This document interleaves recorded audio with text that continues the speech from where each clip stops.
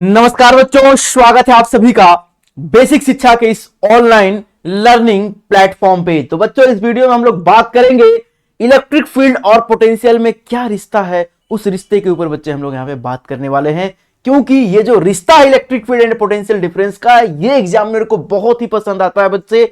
आप किसी भी साल का सीवीटी का प्रीवियस ईयर उठा के देखिए बच्चे, आप किसी भी साल का नीट का प्रीवियस ईयर उठा के देखिए बच्चे, हर एक साल में जो है बच्चे इस रिश्ते से क्वेश्चन यहां पे पूछा गया है, जिस रिश्ते का हम लोग नाम दे रहे हैं relation in between electric field and potential difference. अब क्या इनके बीच में रिश्ता होने वाला है, कैसे क्वेश्चन पूछे जाते हैं, क्या यहां पे इंपॉर्टेंट फॉर्मूलेज लगने वाले हैं, इन सभी के बारे में जो है बच्चे इस वीडियो में हम लोग बात करने वाले हैं। तो वीडियो को लास्ट तक देखिएगा, क्योंकि वीडियो का हर एक पॉइंट जो है बच्चे आपके एंट्रेंस एग्जाम के पॉइंट ऑफ व्यू से बहुत ज्यादा इंपॉर्टेंट होने वाला है। ठीक है बच्चे, तो चलिए लेट न करते हुए स्टार्ट करते हैं। और सबसे पहले मैं आपको बताता हूं एक बहुत ही इंपॉर्टेंट कॉन्सेप्ट।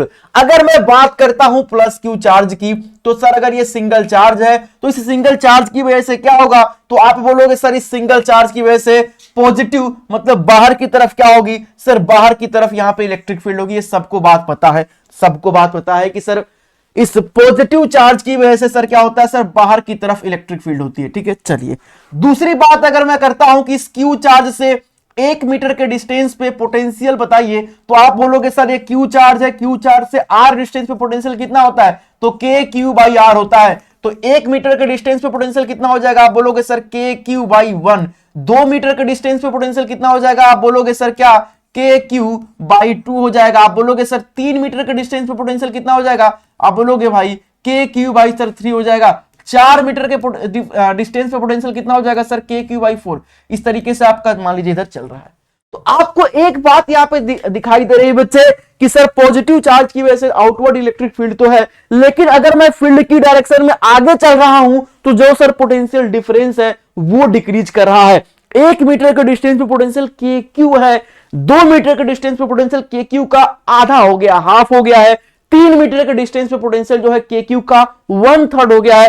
4 मीटर पे के क्यू का 1/4 हो गया है। मतलब जैसे जैसे मैं फील्ड की डायरेक्शन में आगे चलता जा रहा हूं, पोटेंशियल डिफरेंस की वैल्यू क्या हो रही है, सर डिक्रीज हो रही है। तो ये बात मैं यहां पे लिख रहा हूं, क्या ये बात मैं यहां पे लिखूंगा बच्चे, क्या कि potential always decreases, potential always, potential always decreases.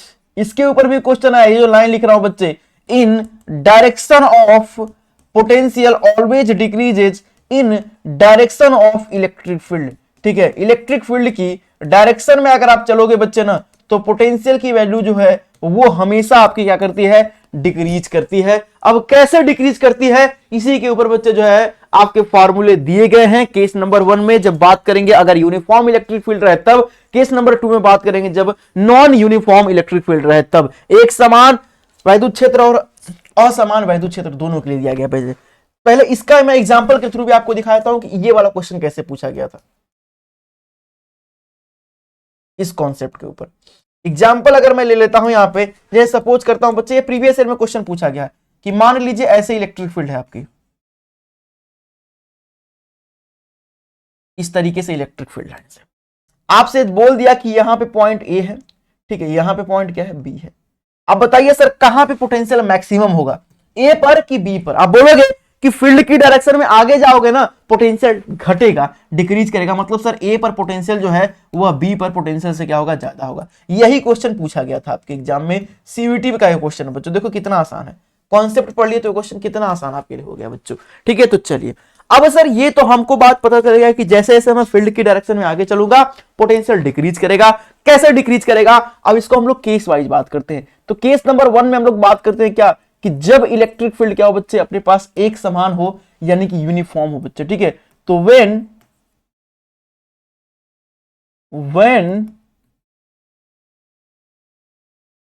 Electric field is uniform, जब वैद्युत क्षेत्र बच्चे क्या एक समान हो, when electric field is uniform, electric field बच्चे क्या हो, यूनिफॉर्म हो। यूनिफॉर्म इलेक्ट्रिक फील्ड मतलब क्या होता है बच्चे, पैरेलल लाइंस हो और एक दूसरे से इक्वी डिस्टेंस हो, ये क्या होती है आपकी यूनिफॉर्म इलेक्ट्रिक फील्ड होती है। Parallel lines, equi distance from each other, ये हो गई बच्चे क्या अपने पास यूनिफॉर्म इलेक्ट्रिक फील्ड हो गई। ठीक है, uniform electric field.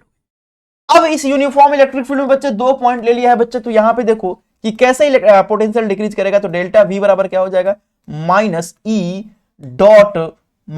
Dot delta are लिख दो, चाहे डी आर लिख दो, एक ही बात है। इस तरीके से बच्चा आपकी क्या करेगी, इलेक्ट्रिक फील्ड यहां पे डिक्रीज करेगी। माइनस का साइन यही दिखा रहा है कि जैसे जैसे आप फील्ड की डायरेक्शन में आगे चलोगे, पोटेंशियल की वैल्यू क्या करेगी बच्चे, डिक्रीज करने वाली है यहां पे, ठीक है, डिक्रीज करने वाली है पोटेंशियल की वैल्यू। 2 पॉइंट ले लिया है भाई, ये पॉइंट 1 हो गया, ये पॉइंट 2 हो गया, ठीक है। यहाँ पे सेपरेशन हमने क्या लिया, डेल्टा आर ले लिया है बच्चे, ठीक है। दोनों पॉइंट्स के बीच का सेपरेशन कितना हो गया, डेल्टा आर हो गया। और यही डेल्टा आर जो है आपके पोजीशन वेक्टर का भी काम करता है। जैसे इसको अगर मैं पूरा लिखूं, ठीक है, मॉड में लगा करके, ठीक है, जैसे ही अगर मैं मॉड में लिखूंगा तो ये माइनस वाली वैल्यू क्या हो जाएगी, अब प्लस हो जाएगी। और हमको यही फार्मूला याद रखना है, मॉड वाला ही फार्मूला हमको बच्चे याद रखना है। हमको क्या चीज याद रखनी है, हमको ये मॉड वाला फार्मूला याद रखना है। और दूसरा कॉन्सेप्ट आपको ये याद रखना है कि जैसे जैसे मैं फील्ड की डायरेक्शन में आगे चलूंगा तो पोटेंशियल की वैल्यू डिक्रीज करेगी बच्चे, ठीक है। चलो अब देखो इस फार्मूले को मैं आप ऐसे भी लिख सकता हूं, डेल्टा V बराबर ए डॉट बी बराबर क्या होता है सर, ए डॉट बी बराबर होता है A B cos theta. E dot delta R बराबर क्या हो जाएगा sir, E delta R cos of theta. क्या हो जाएगा sir, E delta R cos theta हो जाएगा। क्या हो जाएगा, तो sir E delta R cos theta हो जाएगा। ये बात याद रखिएगा, ठीक है। थीटा सर क्या है, इलेक्ट्रिक फील्ड, और ये जो पोजीशन वेक्टर है ना, इन दोनों पॉइंट्स के बीच का क्या है बच्चों, एंगल है, ठीक है। तो ये बात आपको यहाँ पे क्या रखनी है बच्चों, ध्यान में रखनी है कि जब इलेक्ट्रिक फील्ड क्या हो बच्चे, आपकी यूनिफॉर्म हो। केस नंबर 2 में बात करते हैं कि when electric field is non uniform.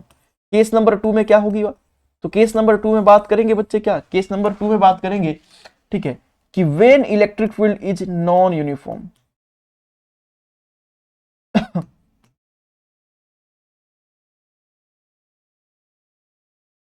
When electric field is non uniform, जब इलेक्ट्रिक फील्ड बच्चे क्या हो, अपनी non uniform. When electric field is non uniform बच्चों, ठीक है, कि जब इलेक्ट्रिक फील्ड बच्चे क्या हो, अपने पास नॉन यूनिफॉर्म हो, ठीक है, नॉन यूनिफॉर्म हो।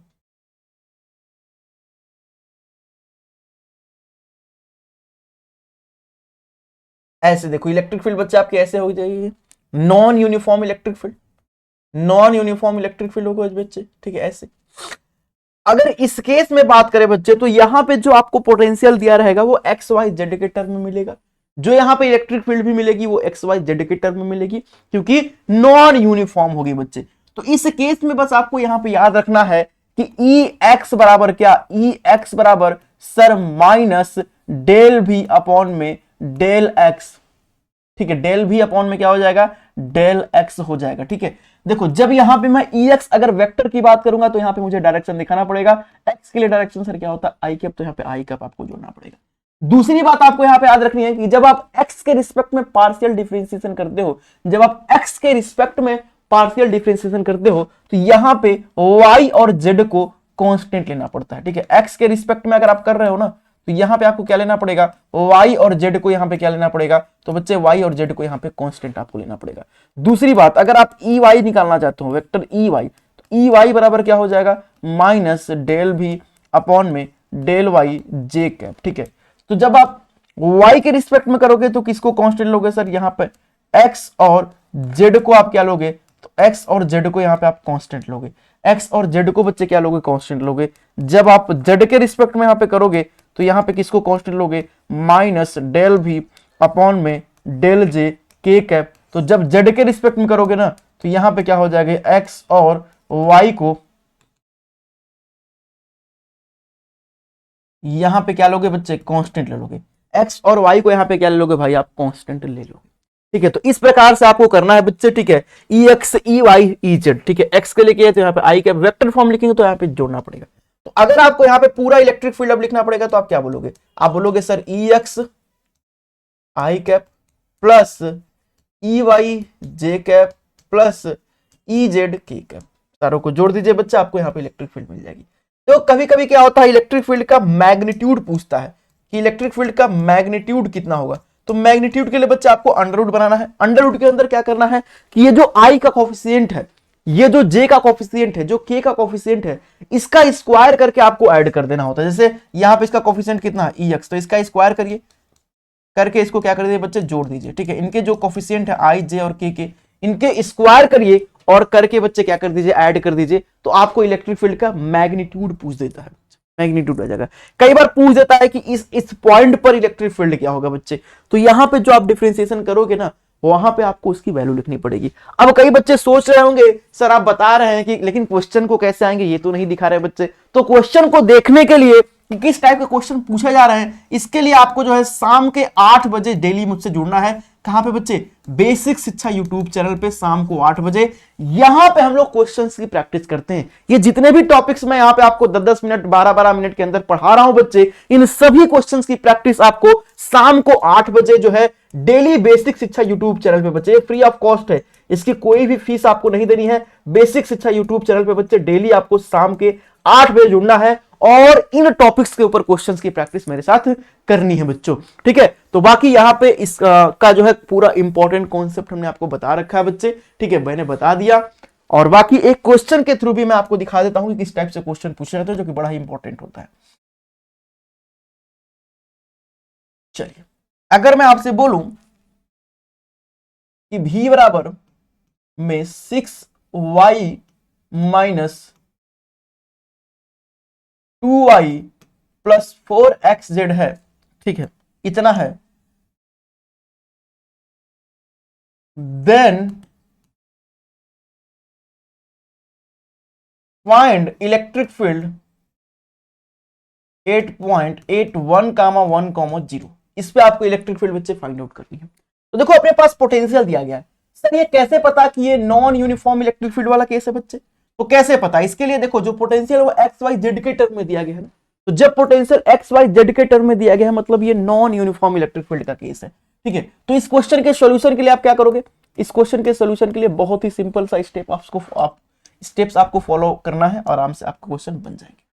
Ex बराबर आप क्या करोगे सर, Ex बराबर अगर एक वेक्टर में लिखूंगा तो Ex बराबर माइनस डेल भी अपॉन में डेल एक्स। अगर मैं यहाँ पे वेक्टर में लिख रहा हूं तो मुझे यहाँ पे आई कैप जोड़ना पड़ेगा माइनस। ठीक है, अब इस पोटेंशियल का जो है एक्स के रिस्पेक्ट में आपको डिफरेंशिएशन करना है। तो जब आप एक्स के रिस्पेक्ट में करोगे तो आपको वाई और जेड को यहाँ पे कांस्टेंट लेना पड़ेगा। तो सर यहाँ पे 6 कांस्टेंट है, वाई भी यहाँ पे कांस्टेंट की तरह ले लिया गया है, तो 6y हो जाएगा। क्या हो जाएगा, 6y हो जाएगा। और x का पार्शियल डिफरेंशिएशन तो वही हो जाएगा, x 1 ही हो जाएगा। ठीक है, तो उसको नहीं लिखा। चलिए, ई बराबर क्या हो जाएगा सर, माइनस डेल भी अपॉन में डेल वाई। ठीक है, तो डेल भी अपॉन में डेल वाई करोगे तो किसको कांस्टेंट लोगे, आप बोलोगे सर यहाँ पे x और z को कांस्टेंट लेना पड़ता है बच्चे, x और z को यहाँ पे कांस्टेंट लेना पड़ता है। अच्छा, इसमें पूरे क्या करोगे ना, इसका 6y आया है, वहां पे देखो कांस्टेंट है 2y, तो 0 हो जाएगा बच्चे। अच्छा, फिर वहां पे देखो 4z बच्चे क्या है, 4 और z ये कांस्टेंट हो जाएगा और x का डिफरेंशिएशन 1 हो जाएगा। इतना पूरा आएगा बच्चे। ठीक है, तो पूरा आपका कितना आएगा, तो सर पूरा आएगा माइनस तो पहले से ही बाहर है 6y और प्लस कितना 4z आई कैप, ये पूरे ex की वैल्यू आ जाएगी। यहां पे देखो बच्चे y के रिस्पेक्ट में करोगे तो कौन कांस्टेंट सर, x और z constant, x constant 6 constant, तो यहां पे हो जाएगा 6x। फिर बच्चे यहाँ पे तो आपका -2 हो जाएगा क्योंकि y का कितना हो जाएगा, 1 हो जाएगा। फिर वहां पे देखो प्लस कौन कांस्टेंट बच्चे, x और z कांस्टेंट, तो 4 कांस्टेंट x z पूरा कांस्टेंट है तो वो कितना हो जाएगा, 0 हो जाएगा। बराबर यहाँ पे हो जाएगा माइनस तो बाहर है 6x - 2 j कैप। ठीक है, चलिए अगर मैं बात करता हूं EZ की, तो EZ बराबर क्या हो जाएगा सर, माइनस डेल भी अपॉन में डेल z k कैप हो जाएगा। अगर आप z के रिस्पेक्ट में करोगे तो कौन कांस्टेंट सर, x और y कांस्टेंट, तो 6 कांस्टेंट है, x और y कांस्टेंट 0 हो जाएगा बच्चे। 2 कांस्टेंट x और y कांस्टेंट 0 हो जाएगा। फिर z के रिस्पेक्ट में कर रहे हैं बच्चे तो 4x कांस्टेंट हो जाएगा, z इसके साथ लगा हुआ, z का कितना हो जाएगा, 1 हो जाएगा, तो इतना हो जाएगा। बराबर कितना हो जाएगा, -4x k कैप। ठीक है, ये पूरा खत्म हो जाएगा, -4x k कैप हो जाएगा। तो इतनी तो आपको इलेक्ट्रिक फील्ड मिल गया बच्चे। लेकिन मैंने आपको बोला था ये इलेक्ट्रिक फील्ड मिल गया, लेकिन किस किस पॉइंट पे पूछा है बच्चे, 1, 1, 0, मतलब x बराबर आपको 1 लिखना है। ठीक है, y बराबर आपको 1 रखना है। ठीक है, y बराबर आपको 1 रखना है और z बराबर आपको क्या रखना है बच्चे, 0 रखना है। तो इसमें रखिए पहले वाले में, तो आपको ex देखिए क्या मिलेगा अब यहाँ पे, ex क्या मिलेगा यहाँ पे, -6, 1 प्लस 0 हो जाएगा आई कैप, बराबर यहां पे क्या मिल जाएगा सर, -6 आई कैप। EZ रखिए सर, EY में देखिए, EY देखिए बच्चों, EY सर माइनस हो जाएगा 6,1 -2 और J कैप। यहाँ पे कितना हो जाएगा, यहाँ पे तो 6 में से 2 गया कितना 4, तो -4 J कैप हो जाएगा। ठीक है, फिर आप EZ देखिए, EZ कितना हो जाएगा -4 X K कैप, X की जगह 1 रखना है तो -4 K कैप हो जाएगा। ठीक है, तो यहाँ पे ये चीजें हो गई हैं। ठीक है, अब अगर आपको यहाँ पे इलेक्ट्रिक फील्ड बतानी है तो इलेक्ट्रिक फील्ड बराबर क्या हो जाएगा, तो EX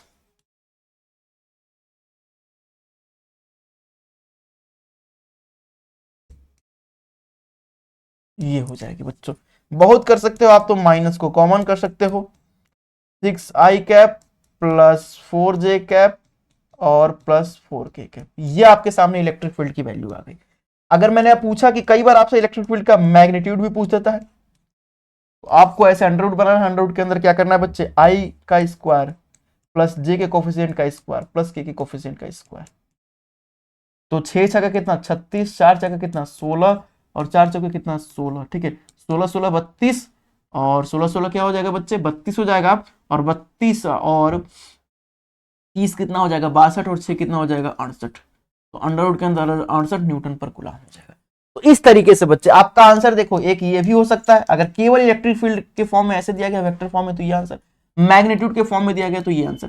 कई बार पूछ देता है ना कि इस पॉइंट पर जो है इतने कूलम का चार्ज रखा गया। अगर मैं आपसे पूछ दूं कि ये जो पॉइंट है ना 1,1,0, इस पॉइंट पे जो है मान लीजिए 2 कूलम का चार्ज रखा गया है, तो कितना फोर्स लगेगा, तो फोर्स बराबर आप क्या बोलोगे सर, Q इंटू ई बोलोगे। तो Q का मान सर कितना है 2 है, E का मान आपने कितना निकाला सर अंडर रूट के अंदर 68, तो 2 अंडर रूट के अंदर 68 इतने न्यूटन पर कूलम का फोर्स भी लगेगा। कई बार पूछ देता है कि इस पॉइंट पे ये जो 1,1,0 है, इस पॉइंट पर इतने कूलम का चार्ज अगर रखा गया है तो कितना फोर्स लगेगा।